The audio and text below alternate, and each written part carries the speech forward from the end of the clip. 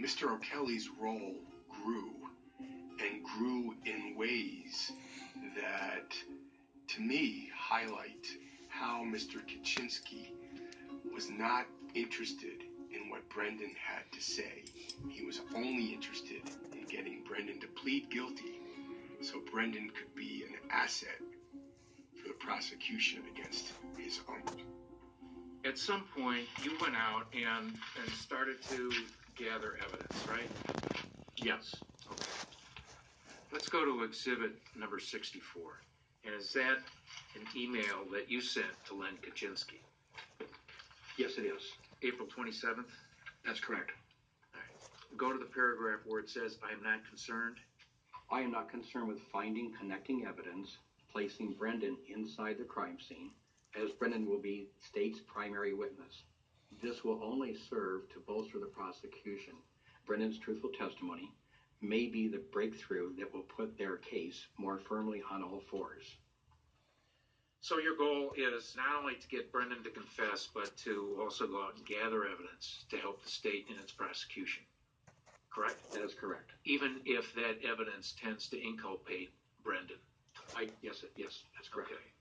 Now, you're working for Mr. Kachinsky at this time, right?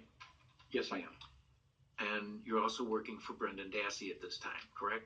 Brendan is my client, yes. Okay. And what you're talking about here is securing evidence that would be useful to the prosecution prosecuting Stephen Avery, and you make reference to Brendan's testimony. That's correct.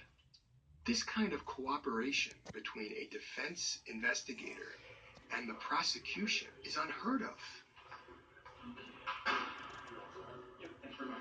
So in a sense, they were working for the prosecution. They were working for the police and working for Mr. Kratz to build their case against Stephen Avery, while at the same time damaging Brendan's chances.